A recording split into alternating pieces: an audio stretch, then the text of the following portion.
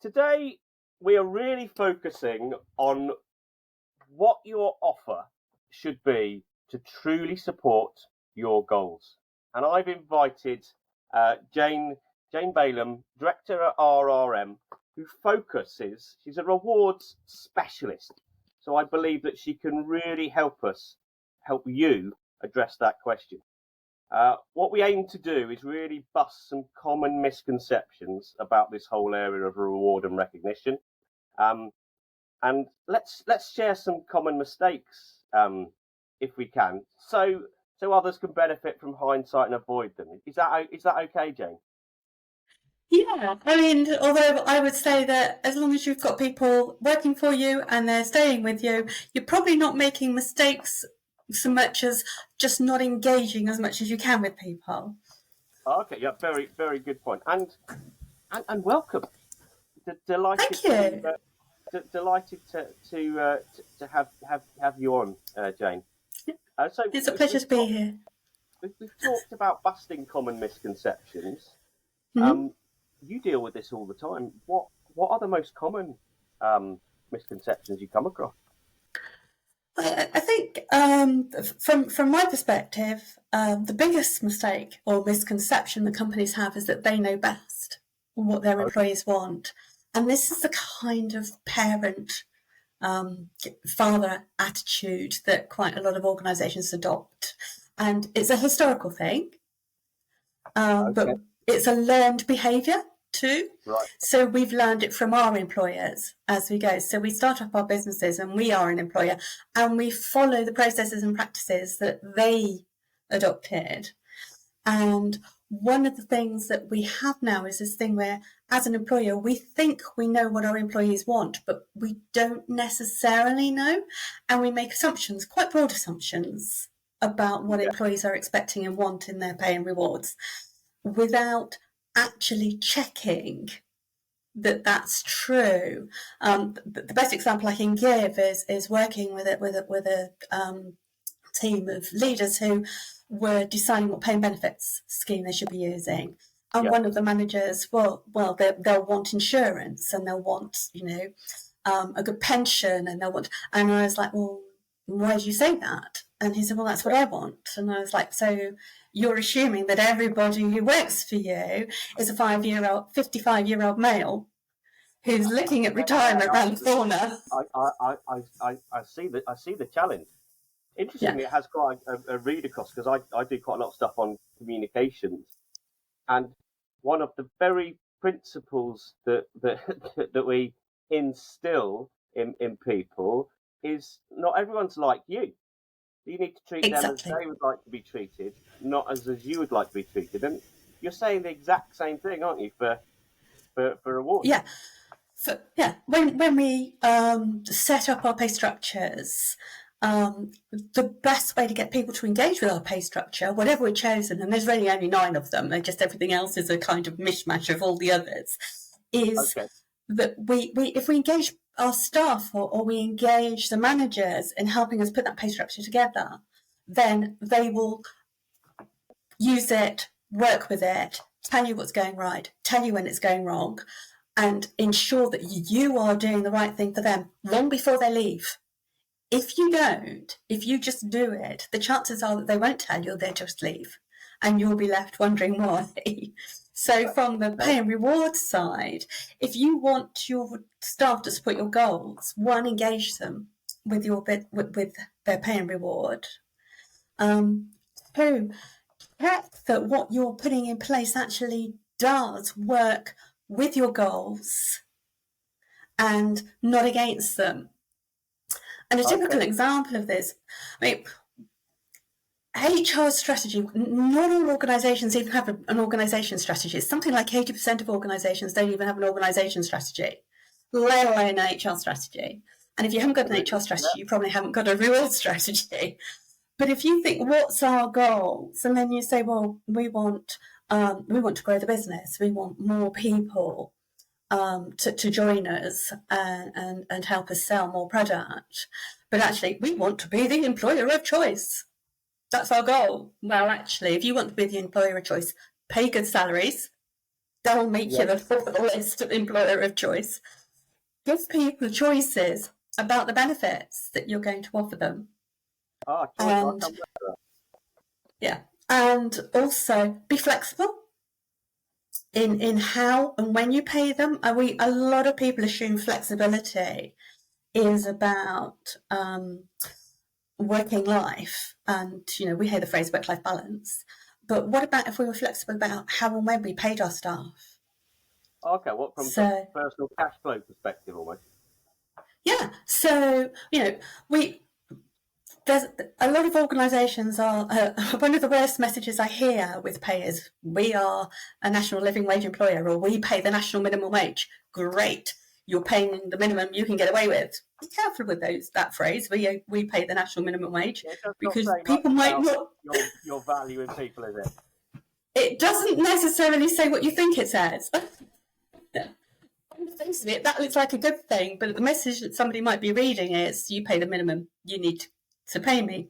But if you are paying people the national minimum wage, and there's lots of reasons that you would be, and it's a great thing to do, just remember, those people are earning the minimum amount of money that they need just by government standards.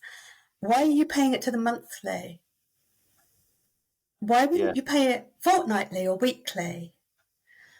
Monthly pay, and it's a big bugbear of mine, I have to admit, is monthly pay is something that came into place when we systemised HR and payroll and all of these things. And the system dictated that it was better to do it all in 1 month, at the end of the month. But actually, systems have moved on hugely, and we could pay people weekly or fortnightly at the press of a button. And I'm sure that's something that not many people think about. No, when we talk to organisations and they say, sometimes organisations got, in care and support or charities, they've got a lot of people on the lower salaries. When we say to them, why don't you pay them weekly? They're kind of a bit like, this is how the system's set up. Or, I'm sorry, but you're letting your system dictate your strategy? Yeah, because that's the dog wagging that's the tail wagging the dog. So. Sometimes these small things are important, aren't they? So that could be the difference between that person being able to stay in that job or not, potentially.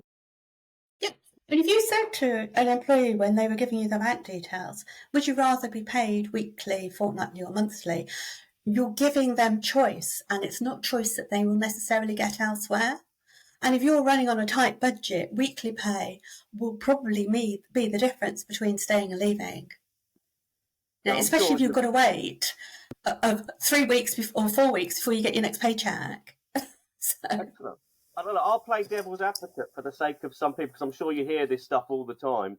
So it's like, well, hang on, isn't that going to be more work for me as an employer? If I've got to pay some people weekly, some people fortnightly, some people monthly, that's a load more work, Jane. Yeah, but what's more work, a regular weekly or fortnightly pay run versus constant recruitment? Ah, great point. And what's more expensive? Yeah. Salary stays the same whether you pay it weekly, monthly, or not.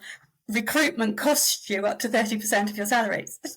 So going back to your earlier point, so I don't want to offer that if it's not important to anyone, because then it might be an extra thing to do. But I think the first thing you said was engage with managers, with the team.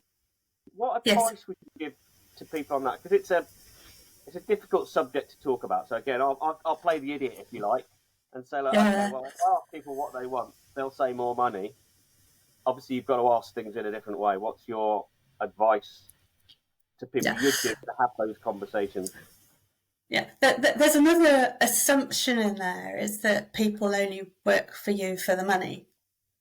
And, we've got other things that we offer as employers. So we've got benefits and terms and conditions. And some of the benefits and terms and conditions we offer can take the place of money. So we've talked before, James, about the stat that says that, was it something like, I've forgotten the number now, I've gone blank, but is it like 80% of people would rather have a work-life balance where they can flexibly work than a pay rise. Yeah, I think That's So I think there was a couple of figures. I've got the luxury of I've got them off my screen here. So yeah, well done you. over 50% of workers said they would Yeah. choose flexible working over a pay rise. About 93 said they would prefer to continue working in the hybrid and remote model. So Yeah. most So people, I guess. if you think about that, what's your argument for forcing people to come back into the office? So if you can offer flexible working, which actually probably isn't costing you any more, the difficulty people have is that sense of distance, and you can manage that in different ways as well. I mean, that's a whole engagement piece, and HR specialists are much more linked into that than I am necessarily. But if you can get flexible working well for you, then again you're reducing your recruitment costs because people will stay with you because they've got that preferred benefit, and it is a benefit. Working from home, no travel time, no travel costs. Therefore, I mean, what was £6,000 for a season ticket to London? We'll give you a £3,000 pay rise, and then you give me, and then I've got to spend £6,000 to come into the office. That's a £3,000 pay deduction. It's not a pay rise at all. So, be very aware of when you take away personal choice from benefits and rewards, you're taking away something that may cause people to look elsewhere. Benefits are very much individual and personal. We are taught now through the way that we buy things, the way that we engage with the services we use, that personal choice is the thing. We're addressed by our names. We are the choices that are directed to us are based on choices we've made before. The services that we get are based on the services that we've used before. So that choice and the way that we are is very important. And if we don't focus on it when we're paying and rewarding our staff, we could potentially lose them. And it's not about the I am 55 heading towards my pension thing. It's about where am I in my employment life cycle? Am I a graduate straight out of university? And I could be anything up to 50, plus if I'm a new graduate. Am I a graduate straight out of uni? What's important to me at that point? Am I looking to buy a house? It might not be my first house. It might be my fifth house. But if I'm looking at, houses, am I therefore looking at white goods or other furniture? Was discount packages therefore more important to me than insurances? But if I'm looking at it's really important. Ideally, you'd get a sort of deep motivational understanding of each employee, wouldn't you? I think you can. You can group people, but I mean, I'm a great fan of engagement surveys, and you don't have to go and use an all singing or dancing one. Although there's some brilliant ones out there that you can use straight off of the internet. Some of them are free to use for the first time, and you only pay to use them on an ongoing basis. You can build your own using things like SurveyMonkey and focus on the things that are really important to you. But what you really need to do is just think about what is it, finding out from your staff, what do they value about their pay and benefits, and what would they want? And don't be afraid to ask the question, because you don't have to give it. You just have to show that you saw that they wanted it. And people are reasonable. We assume that everybody's going to hate us for the things that we can't do, and that they're going to leave because we can't. But have grown-up conversations. And quite often, as I've said before, companies take the parent role, and they don't have grown-up conversations. They tell their staff what they're getting. They tell their staff what they're going to do. They tell their staff what they want. But if we actually turned it on its head and we asked our staff, then potentially they will A, value the fact that you've done that, and B, give you some answers that enable you to do things in a better way and keep them. So it's really important to always... tips in how to ask those questions the right way if you're doing the simplest form of survey? I think there's try and avoid the yes no answer. Or if you're limited in budget, have a really good think about what you can offer and then ask them to rank things in order of preference for you. So if you can only offer 10 benefits, get staff to rank them. Ask them open questions about their least favourite and their most favourite benefits, and be flexible. Accept that they might say things you don't want to hear, but don't be afraid of that, because if you don't know about it, you can't address it. And sometimes the solutions are really, really simple. So yeah, I was speaking to a business the other day.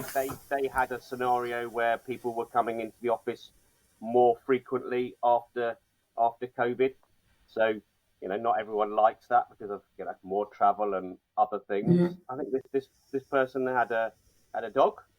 They were going to have to get a dog sitter and something. They had a conversation. They said, well, "That's all right. You can bring your dog to the office." Yeah. But you would never know that if you didn't take the time to actually speak to your people and understand what that meant to you, how you might be able to help.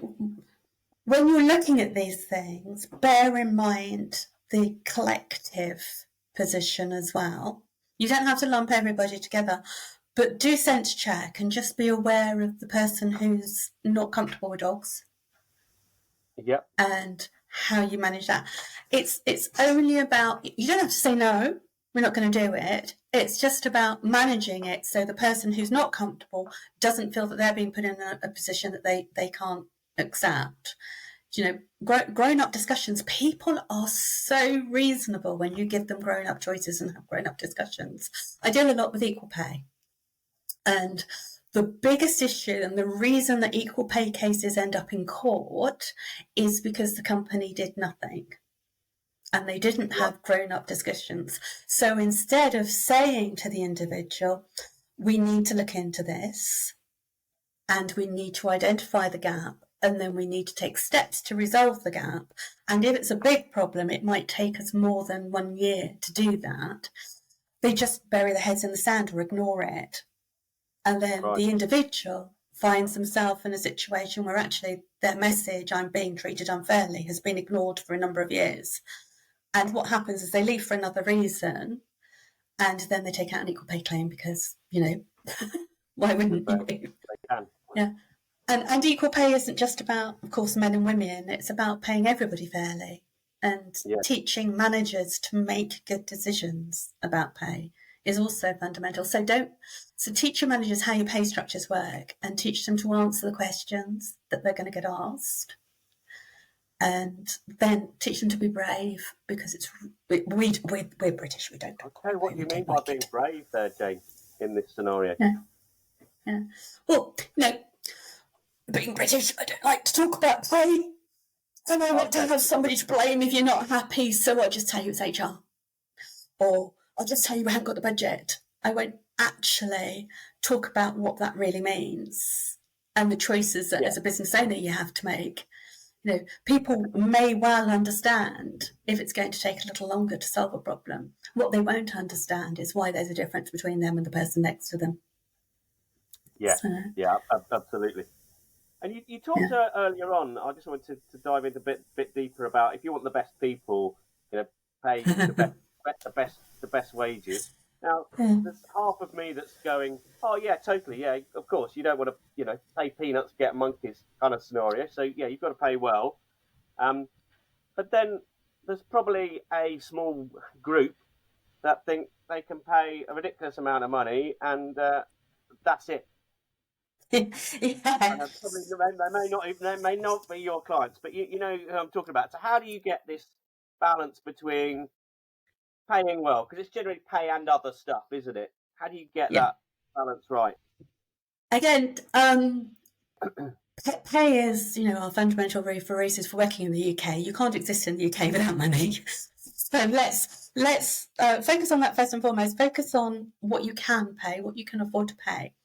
Understand what your market is and who you're competing against in terms of your salaries. Because if you think about it, you might be running a charity in Chippenham, for instance, and Lidl come in and put in a huge, great big supermarket around the corner, and suddenly nobody works in your charity anymore because they want to go and work in Lidl's where they haven't got any issues to deal with all day, and they can just deal with, they don't need to take their work home, or they don't take the emotional content of the work home.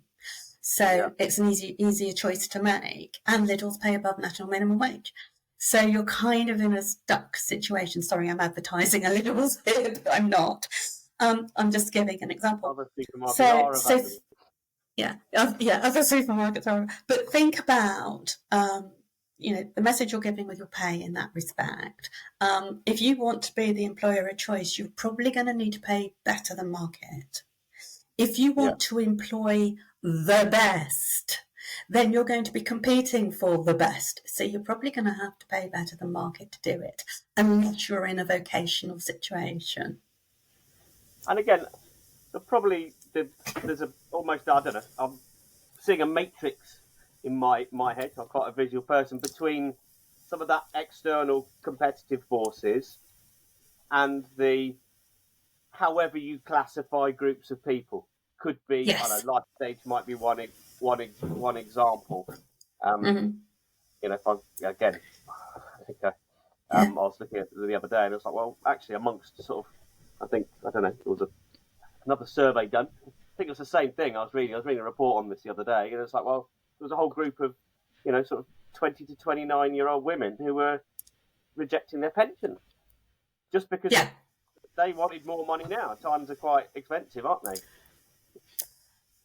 We're still in a society too where people are dealing with long-held misbeliefs. We assume still in many cases that the man is the main breadwinner and the woman is the secondary breadwinner. But single-parent families are huge in the UK, and 50% of our workforce are women. 50% of the population are women.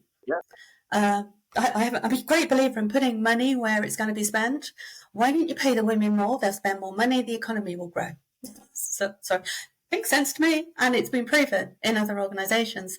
But think about who you've got working for you, and are you doing the right thing with your salaries?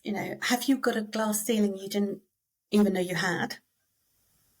And what is it that these women, why are they turning away pension? And can you give them something that enables them and gives them more return on the money they're getting, so that they maximise their spending?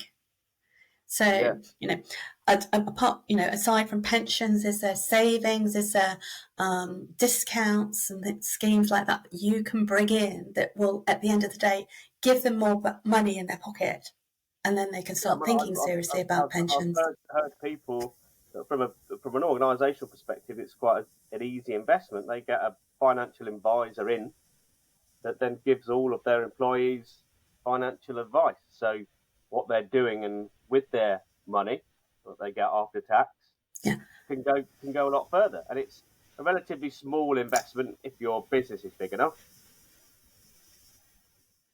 Well, there's even advisors out there for small businesses that don't cost a lot of money. There are charities and people who will come in and talk to staff about financial awareness and how to make good financial decisions. We're not particularly good at it in the UK. I think we are getting better about helping staff understand what financial awareness means and how to make the best decisions on that we take on things like taking out personal loan, and what the APR means and the impact of that in the long term, and what happens if you take out credit card after credit card after credit card? What is a credit rating? There are organisations out there that can help your staff to understand this and then help them make really good decisions about how they manage their pay going forward.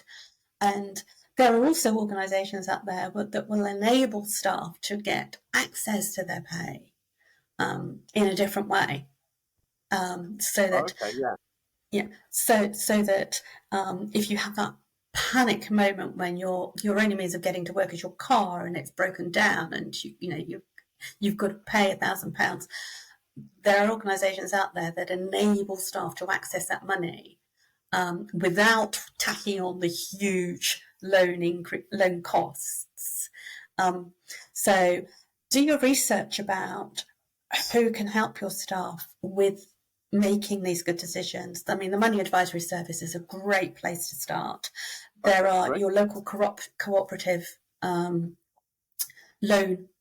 providers who are just superb, and they are super advisors, and they will come in out there for you. Yeah, and I think as a business, we kind of panic about it and don't want to talk about it because it's uncomfortable that our staff might be having financial difficulties, because we do feel a bit responsible, because is that a reflection on our salaries and on benefits returns? Your staff's individual choices aren't necessarily your fault, but how it affects them, you can improve. So again, the things that you do and the terms and the benefits and what you offer your staff to engage them don't necessarily have to cost you a lot of money, but they can make a difference between how staff feel about you. And have you got any other gems of things that don't cost you much money that people are less aware of? People talk about bonuses and incentives a lot in terms of, and I say to them, don't think about bonuses and incentives in terms of it's got to be a financial value. Think about it in terms of what are they going to get from it. I mean, I'm going to go back a few years now. I worked really, really hard on a project for the company I worked for at the time, and we had 8 weeks of sheer hell and a team of 5. And at the end of the 8 weeks, we all got booked into a spa for the day, and we had a work day at the spa, so we didn't have to take it out of our weekends, and everything was paid for. We got a couple of treatments each. Even the men had a fab time. There's a big swimming pool. As a team, we gathered around the pool, we chatted, we just relaxed with each other, had a super day. Sounds good. And that was our reward for those 8 weeks of sheer hell. That stayed with me forever. Every time I think about that, it makes me smile. So you don't have to go out and give people £1,000 bonus. I think it costs £60, £70 a head per person to do that. Because the way that you've described that is a really positive experience.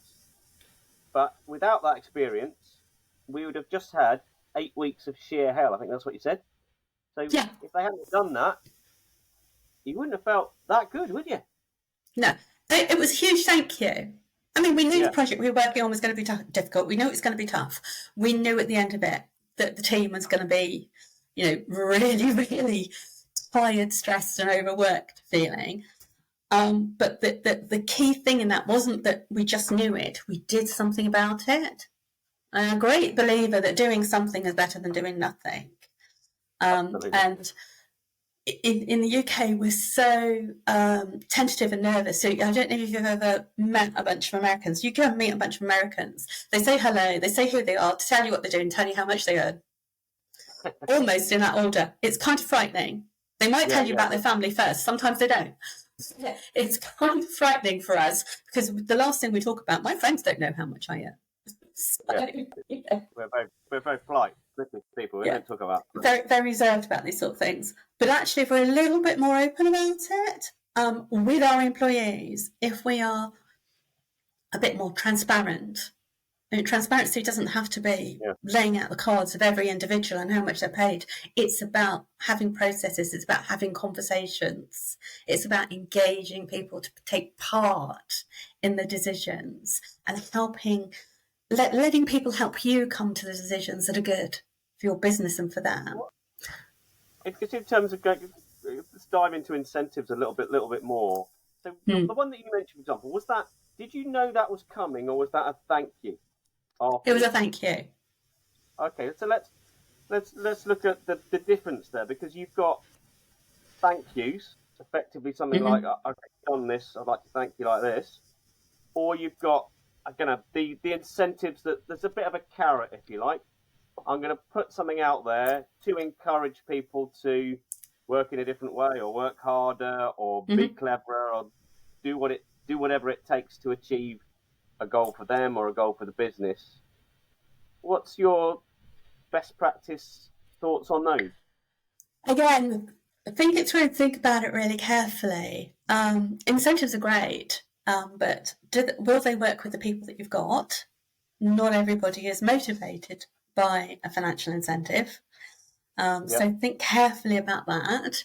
I worked with a chief executive in an organisation once, and the last thing he wanted was a financial incentive, and the chair of the board was insisting we put one in place, and he refused to engage in the process. That was not an easy time. So think about who's going to get it. Yep. Think about what you're trying to drive with it, and this is the back to what's your goal. If you want people to work as a team, don't put individual incentives in place. Absolutely, yeah, because there's an element of encouraging competition which could lead to different, more selfish behaviours.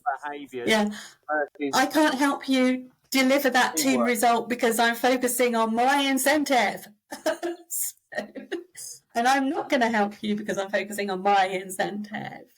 And that's not what you necessarily want to drive. So if you're aiming to drive team behaviours, put team incentives in place. Be careful about who you exclude, assuming that admins are not part of the team and therefore don't deserve the same incentive. Can be very divisive.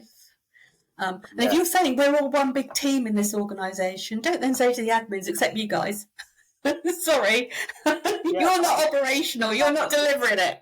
That is a big opposite of a thank you, let's call it that.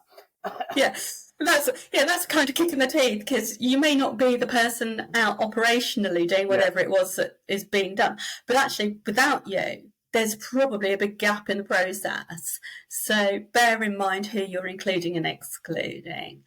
Do you think you can get a good balance between individual and team incentive? Because I guess if we flipped it back the other way, if you've got just a team incentive, it is possible that some people carry the whole team, and some people just think, well, I don't have to do anything, we'll get that bonus because George is going to deliver it. Yeah, and I've seen cases where the whole pot is derived by the team's activities. Yeah. And then the way it's divvied up is derived by individual performance. Again, you have to have really good performance management in place. You have to have goals that can be clearly tracked and are very transparent in order to do that. But don't put that sort of thing in place without having first thought about whether you have good performance management that will enable you to see that people are delivering what they need. You've got to have an objective system, haven't you? That people can almost work out themselves what they're going to get. It's not perceived of any subjectivity of the manager or the leader. It's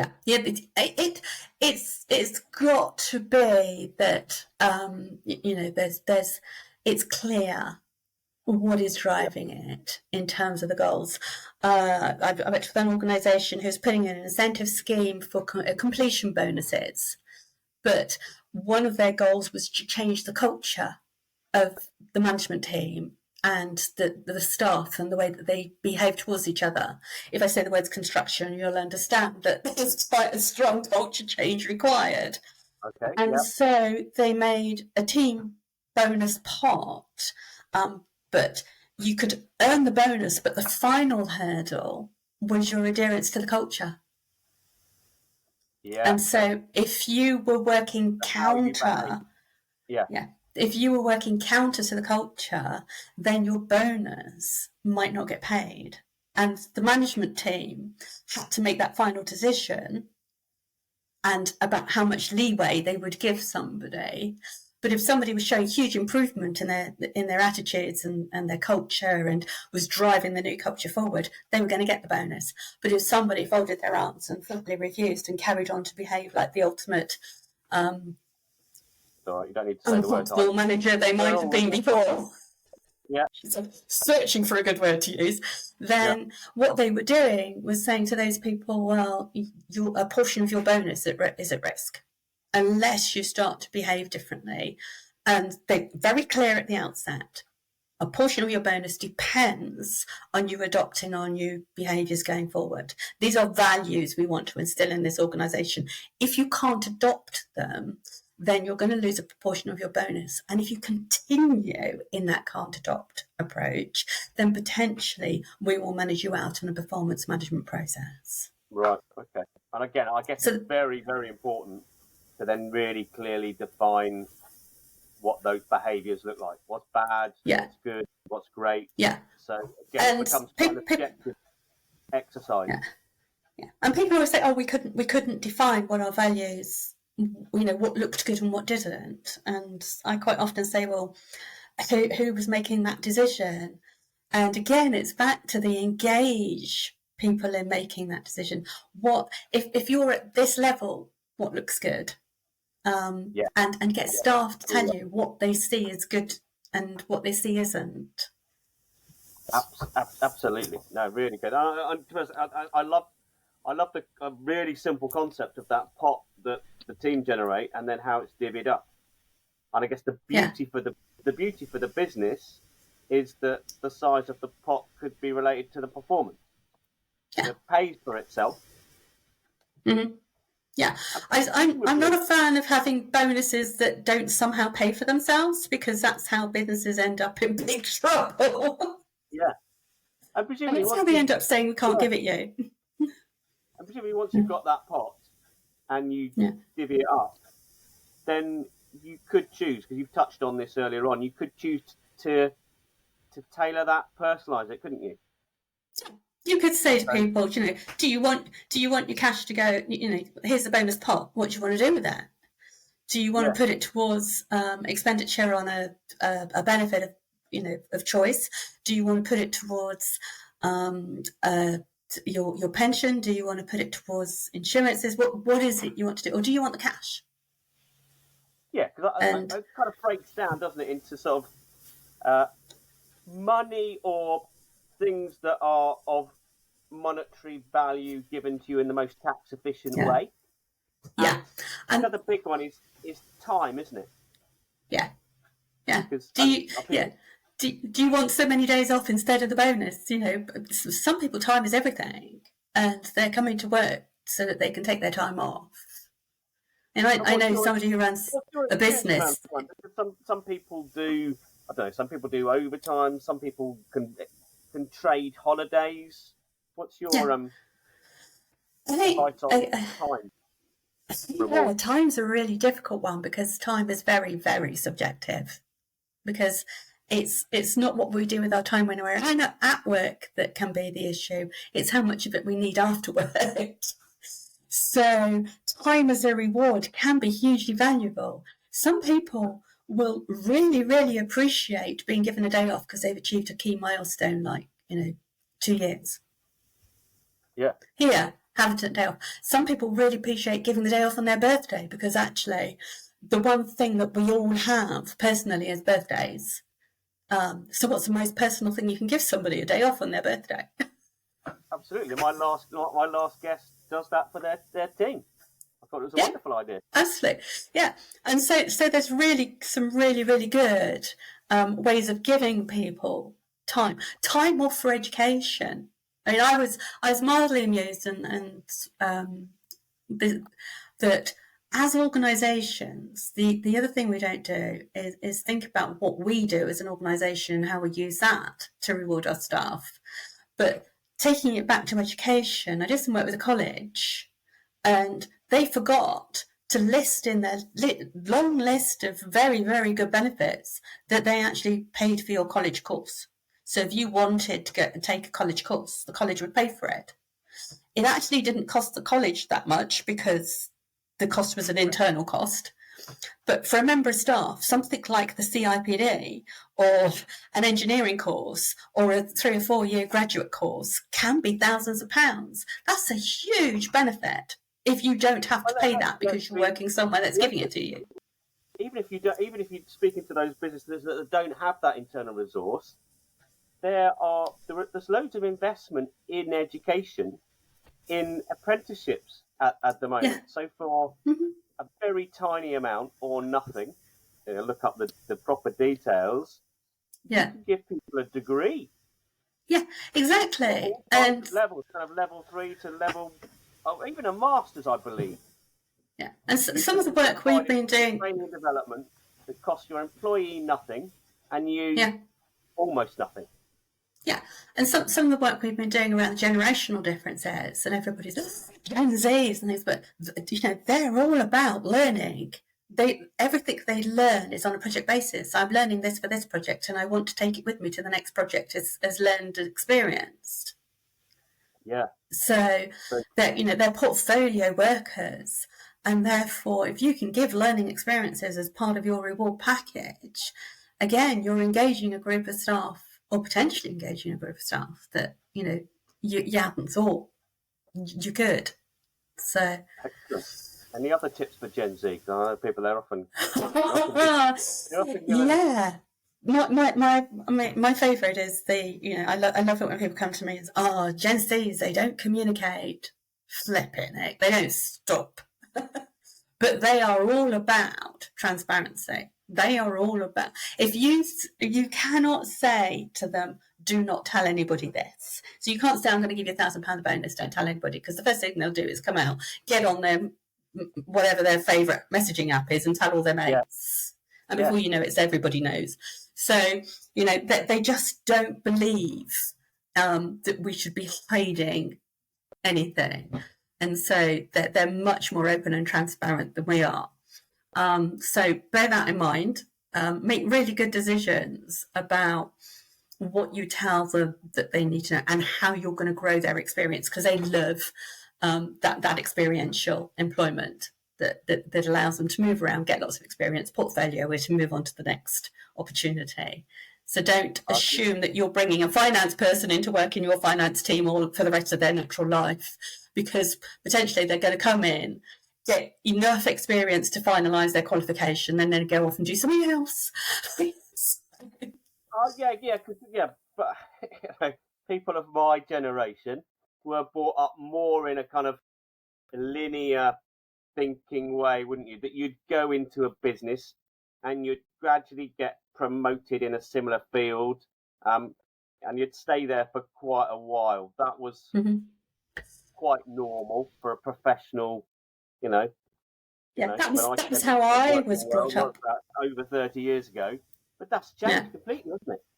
Yeah, people are changing careers every few years now. I was talking about I'm 60 now, and somebody was saying to me, "So what's your next career going to be?" It's like, well, I was hoping for retirement. It's that it is. People are saying, oh well, I was talking to somebody who's 60 this morning. She's moved from being a school administrator to a care assistant. Okay. Yeah, at 60, this is her career change. She's going to see out the rest of her working life as care assistant.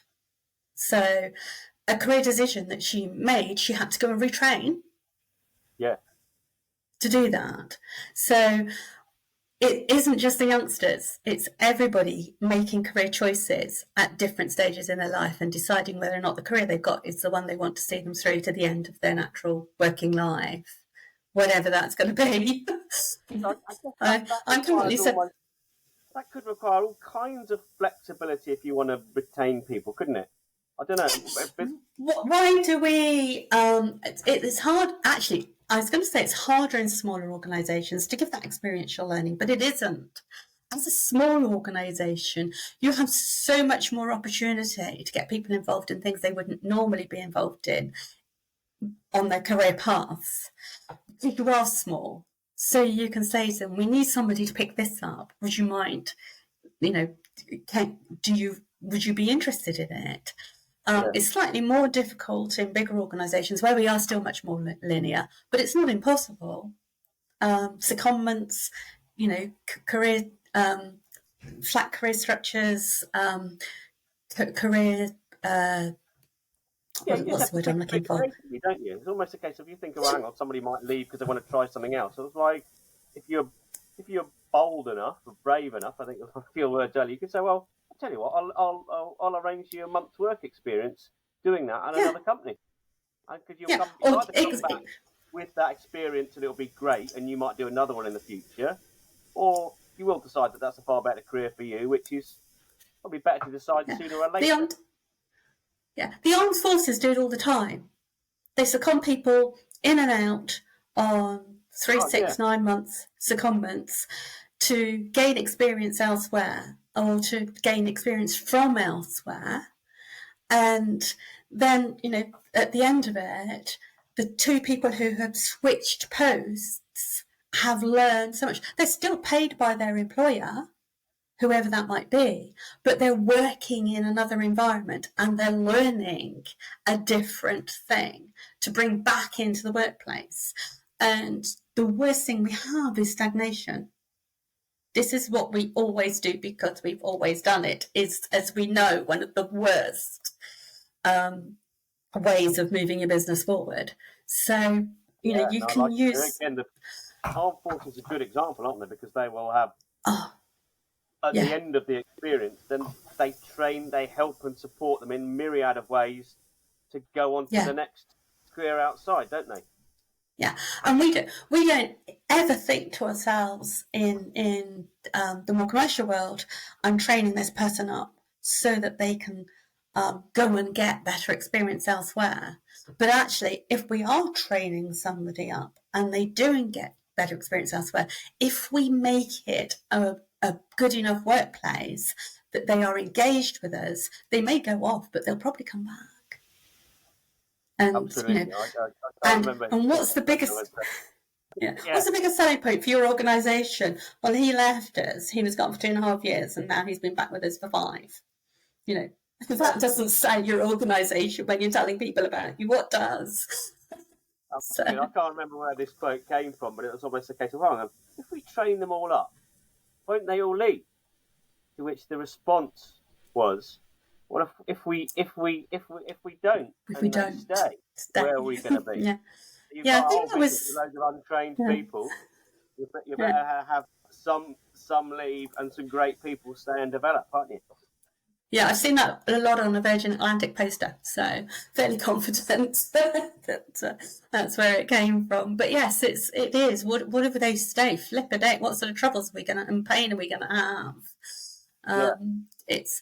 And I think we underestimate the value of training as a benefit. I mean, there's lots we can do, but I think top of the list is one, engage with your teams and get them included in the conversations you're having about what a good overall reward practice looks like. 2, think through everything from the perspective of what behaviour is this going to drive. And we talked about incentives, but what about sick pay? And if we're saying to people, and the message that gives, if we're saying to people, we care for our staff, and then we say, but we're going to put statutory sick pay, so you won't get any for 3 days, the first 3 days that you're ill. So actually, every time you're sick, you better take 4 days, or else you're not going to get paid. Then, what sort of message is that giving? Things like holidays. Are you saying, you get 28 days holiday, and you've got to take Christmas, New Year, and New Year's Day, but actually, those aren't my religious holidays. My religious holidays are different to that. I'd rather work those days. Well, no, you can't, because the rest of us won't be. Well, actually, why not? You start to unpick this, and it gets more complicated because there's so many different layers, aren't there? Yeah. But it does, because it's not actually that complicated. What is it? What are we trying to drive? Will it drive it? What else will it drive, or what else could it drive that we don't want? And then just, at the end of the day, you've got your pros and cons of putting everything in. Business case said, everything you put in place, business case said. Teach your managers to write business cases for the things they want and get them started on it nice and early. So that if you're a small organisation and managers are used to writing business cases for the things that they see and want to do, by the time you're a big organisation, it's habit. And I think I've said this before. instilling a good habit early is much easier than breaking a bad habit. Absolutely. Yeah. Very good. So yeah, in its simplest form, it's like, yeah, have a real good purpose. Make sure you engage, and that relates to people and can help make them happy, motivate them, satisfy their basic financial needs. And then I guess track it and change it. How often would you kind of look at this, review it? It's very easy to say continuously, but that's not actually practical in most organisations. I would say keep a weather ear on your actual pay structure and listen to what managers are telling you or what staff are telling you about it, and if necessary, put in adjustments, but review it at least every 3 years and do your market checking every year if you can. And benefits and terms and conditions. I think it's a good thing to ask staff what they like and don't like every year. Because things will change. And what's the point of having a benefit and paying potentially to provide that benefit if nobody's using it? That's wasted money. You could put it into something else. I'm also, because you've covered so much ground, I'm putting my head into a leader who's got a team who wants to do it and make some changes.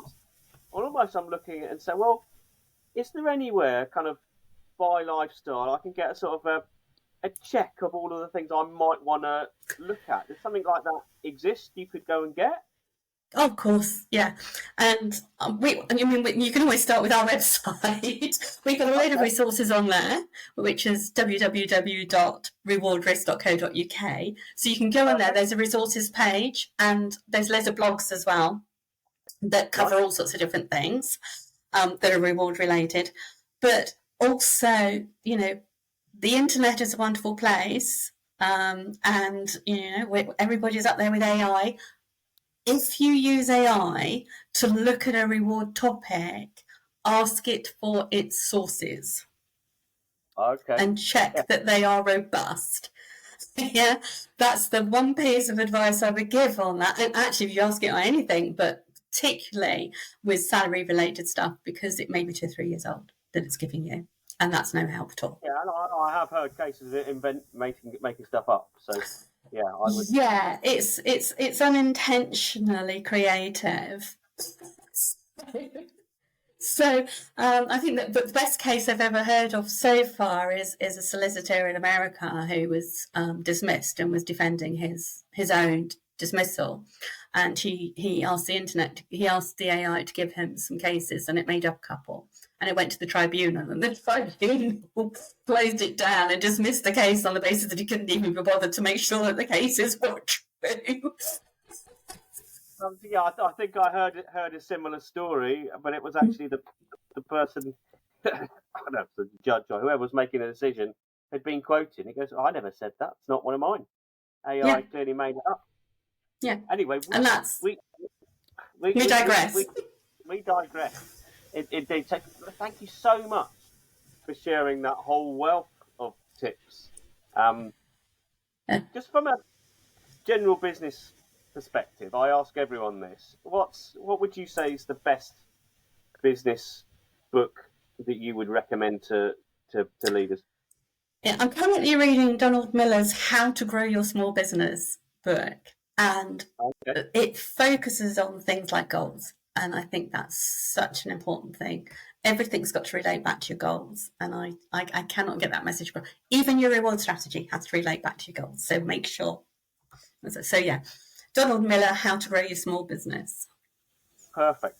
And we've already shared your website. Perhaps we'll share afterwards.